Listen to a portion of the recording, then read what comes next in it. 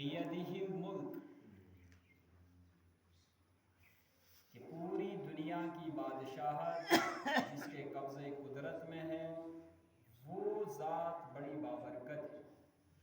اور وہ ذات کس کی ہے؟ وہ اللہ تبارک و تعالیٰ کی ذات ہے جس کے قبضے قدرت میں یہ پوری دنیا کا نظام ہے، کہ سورج کا نکلنا، اس کا غروب ہونا، ایسے ہی وقت مقررہ پر چاند کا نکلنا، غروب ہونا، دن کا رات کا آنا، اور ہر چیزوں کا ایک مکمل نظام کے تحت، نظام الاوقات کے تحت اس پورے دن کا گزرنا، پورے مہینے کا گزرنا، پورے سال کا گزرنا، یہ کیسے ہو رہا ہے؟ یہ اللہ تبارک و تعالیٰ کے کرنے سے ہو رہا ہے۔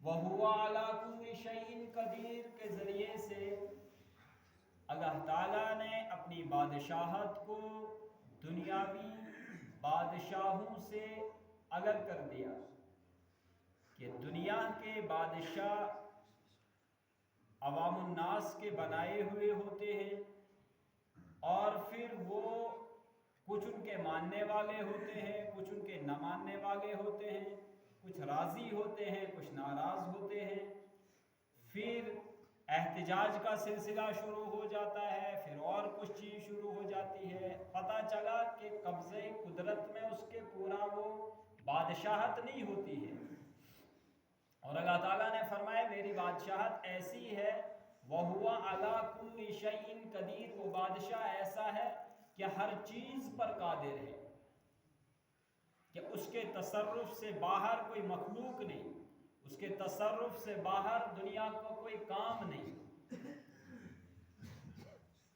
آگے فرمایا الذی، اور اللہ وہ ہے، خلق الموت والحیات، کہ جس نے موت اور حیات کو پیدا کیا۔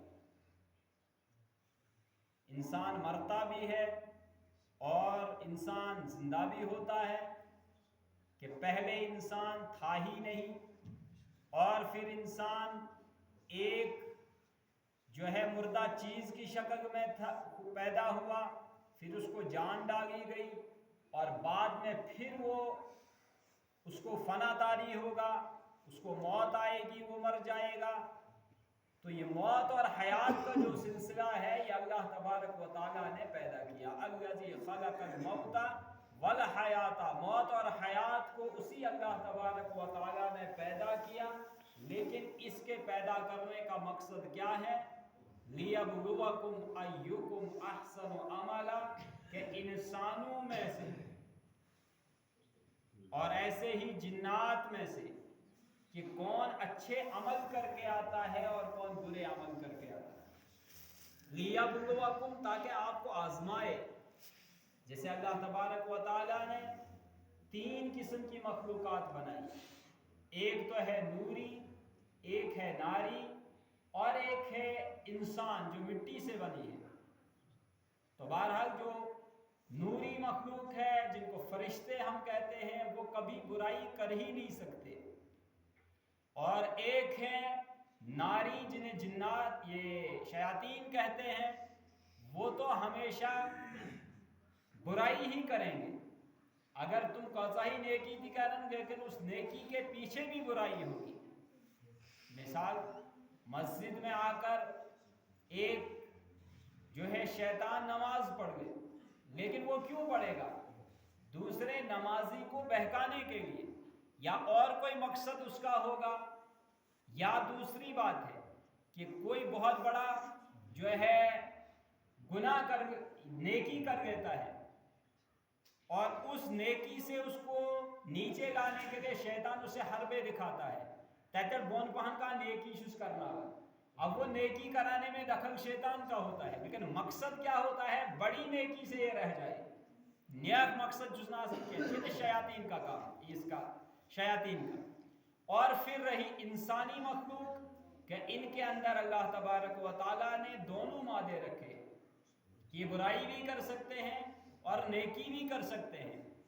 اگر یہ اپنے دماغ سے سوچیں گے، اپنے رب کو پہچانیں گے کہ ہمیں اپنے رب کے سامنے کھڑا ہونا ہے، جواب دینا ہے، نبی اکرم صلی اللہ علیہ وسلم کی تعلیمات کو سامنے رکھیں گے تو یہ اچھے کام کریں گے، نمازوں کی پابندی کریں گے، قرآن کریم کی تلاوت کریں گے، قرآن کریم کی اشاعت میں اپنے مال کو لگائیں گے، اپنی محنت کریں گے، تو یہ ساری چیزیں کریں گے، تو اس کے اندر دونوں مادے ہیں۔ لیکن اگر یہ آخرت سے، قبر سے، قرآنی تعلیمات سے، آپ صلی اللہ علیہ وسلم کی تعلیمات سے دور ہو گئے تو اور کو رکھنے کا کنسپٹ ہے، پھر یہی انسان دنیا کے اندر وہ اعمال کریں گے کہ جہاں شیطان بھی شرما جائے گا، یعنی پتہ کا۔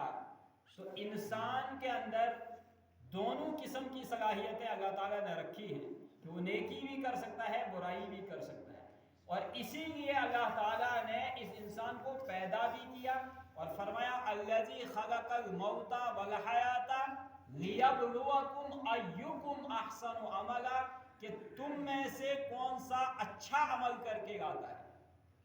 قرآن کریم کی جب الفاظ کو آدمی دیکھتا ہے تو حیران رہ جاتا ہے۔ اللہ تعالیٰ یوں بھی کہہ سکتا تھا کہ تم میں سے کون بڑا عمل کر کے آتا ہے، لیکن بڑا عمل نہیں فرمایا بلکہ فرمایا اچھا عمل، ایکم احسن عملا، کہ تم میں کون اچھا عمل کر کے آتا ہے۔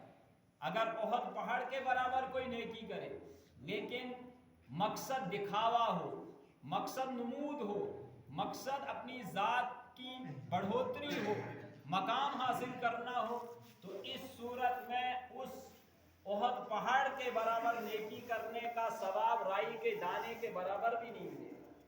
ایک آدمی نے رائی کے دانے کے برابر نیکی کی، مسجد کی تعمیر میں اس نے 10 ہی روپے دیے، لیکن مقصد یہ نہیں ہے کہ پارلیمنٹ میں کمیٹی والا انتظام ٹھیک ٹھاک چاندہ، یا کوئی آدمی مجھے یہ نہ کہے کہ اس نے چندہ نہیں دیا، بلکہ اس کے دل کے اندر یہ عظمت آئی کہ اگر میں نے اپنے گھر پہ لگایا، لیکن یہاں اللہ رب العزت کا گھر بن رہا ہے، جس اللہ کے قبضے قدرت میں پوری دنیا کی بادشاہت ہے، جس اللہ نے موت اور حیات کو پیدا کیا، مجھے زندہ بھی اسی نے کیا اور مجھے مارے گا بھی وہی، مجھے پیسہ کمانے کی صلاحیت بھی اسی نے دی، تو میرے اللہ کا گھر بن رہا ہے، اس لیے اس نے 10 ہی روپے دیا، لیکن اخلاص تھا کہ انشاءاللہ فضائل بھی سنے تھے کہ میرا اللہ مجھے کتنا کل قیامت میں دیں گے، تو اس احساس کے ساتھ اس نے دیا وہ 10 روپے، تو وہی 10 روپے کروڑ کے برابر اس کو کل قیامت میں ملے گا۔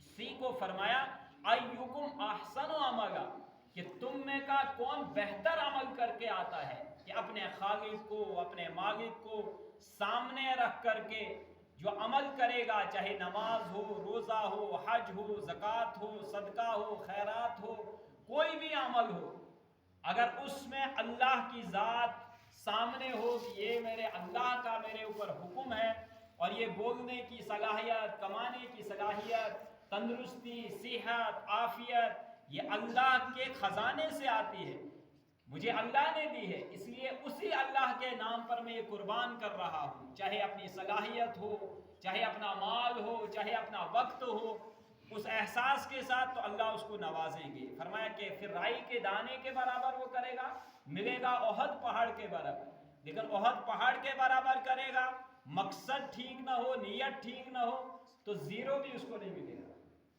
ایکم احسن عملا وہو العزیز الغفور الذی خلق 7 سماوات طباقا، کہ اللہ وہ ہے خلقہ جس نے پیدا کیا 7 سماوات 7 آسمان طباقا، درجہ بدرجہ، ایک آسمان، دوسرا آسمان، تیسرا، چوتھا، پانچواں، چھٹا، 7 آسمان، خلق 7 سماوات، جس نے 7 آسمان پیدا کیے، اور جس اللہ کے قبضے میں پوری بادشاہت ہے، جس اللہ نے جو ہے موت اور حیات کو پیدا کیا، خلق 7 سماوات طباقا، 7 آسمان کو درجہ بدرجہ پیدا کیا، وہ اللہ ہے۔ ما تری فی خلق الرحمن من تفاوت، پھر اللہ تبارک و تعالیٰ قرآنی الفاظ کے ذریعے سے ایک انسان کو جھنجھوڑتے ہیں کہ چلو دیکھو، جب تم کوئی مکان بناتے ہو تو اس کی لمبائی محدود ہوتی ہے، اس کی چوڑائی محدود ہوتی ہے، باوجود اس کے پلر ہوتے ہیں، باوجود اس کے بیم ہوتے ہیں. لیکن دیکھو اللہ کا بنایا ہوا 7 آسمان بغیر کسی چھت ستون کے وہ چھت قائم ہے. 7 آسمان ہے تہبت ہے اور ان کا کوئی ستون نہیں ہے. آٹھ پلر تے چھنا، بتاؤ اللہ نے کیسے بنائے؟ دیکھو ذرا آسمان کو. ما ترى في خلق الرحمن من تفاوت فرجع البصر هل ترى من فطور. ایک بار تو پھر دیکھ لے، اگر تجھے کہیں نظر آتا ہے اللہ کی کاریگری میں، اللہ کی بادشاہت میں، اللہ کی جو ہے اس تخلیق میں، جو اللہ نے آسمان بنایا بغیر ستون کے، اگر تجھے کہیں نظر آتا ہے تو بتا دے. تو میرے محترم بزرگوں اور دوستوں، اللہ تبارک و تعالیٰ کو پہچاننا ہے. بار بار اللہ تعالیٰ، میں نے اس کے مختلف جگہوں سے آیات آپ کے سامنے تلاوت کی، تو اللہ تعالیٰ انسان کو پھر سمجھاتے بھی ہیں. کہیں آسمان کا تذکرہ کر کے، کہیں میری موت اور حیات کا تذکرہ کر کے، کہیں اور چیزوں کا تذکرہ کر کے، تاکہ انسان اللہ کو پہچانے اور اللہ کی مرضی کے مطابق زندگی گزارے تو کامیاب ہو جائے گا. اور اللہ کا مقصد ہی یہ ہے کہ میرا بندہ کامیاب ہو کر میرے پاس آ جائے. افلا ينظرون الى الابل کیف خلقت. چونکہ قرآن کریم عرب میں نازل ہوا ہے اور عرب میں اونٹوں کا زیادہ دستور ہے، اس لیے ان عرب والوں کو انہی اونٹوں کی مثال دے کر سمجھایا. افلا ينظرون الى الابل کیف خلقت. کیا آپ اس اونٹ کو نہیں دیکھتے ہو کہ اللہ تعالیٰ نے کتنے بڑے جانور کو پیدا کیا، اور تم 6 فٹ والے، 5 فٹ والے، 7 فٹ والے اس کی نکیل پکڑ کر اس کو اپنا غلام بنا دے. کون ہے جس نے اس اونٹ کو پیدا کیا اور پیدا کرنے کے بعد اس کی طاقت کو اس کے ذہن سے نکال دیا؟ اونٹشن پتہ ہی میں مجھ کا طاقت ماچس انسان کے سامنے بے بس ہوتا ہے. ایک وہ آواز لگاتا ہے، اونٹ بیٹھ جاتا ہے، اور ایک آواز انسان لگاتا ہے، اونٹ اٹھ جاتا ہے. اس کو یہ سمجھنے کی صلاحیت اللہ نے دی، اور یہ اتنا بڑا جانور ہے کہ اس سے اللہ تعالیٰ نے اس کی طاقت کا احساس ختم کر گیا کہ تمشن پتہ ہی نہیں مجھ کی طاقت ہے، اس لیے وہ انسان کے تابع ہے. عرب والوں کو یہی سمجھایا ہے نا. عرب چونکہ قرآن جو ہے عرب میں اترا ہے، تو عرب والوں کے یہاں اونٹوں کا رواج تھا. فرمایا افلا ينظرون الى الابل کیف خلقت. پھر عام انسانوں کو مخاطب کیا، وَإِلَى السَّمَاءِ كَيْفَ رُفِعَتْ. ذرا دیکھو آسمان کو، کتنا اونچا اس آسمان کو بنایا. وَإِلَى السَّمَاءِ، اور آسمان کی طرف دیکھو، كَيْفَ رُفِعَتْ، کیسے اس کو اونچا کیا. وَإِلَى الْجِبَالِ كَيْفَ نُصِبَتْ، اور دیکھو ذرا ان پہاڑوں کو کہ جہاں ہم ایک چھوٹی سی چیز بغیر سپورٹ کے کھڑا نہیں کر سکتے ہیں، وہاں دیکھو ان پہاڑوں کو کیسے اللہ تعالیٰ نے ان کو اتنی اونچائی کا حامل بنا کر کھڑا کیا.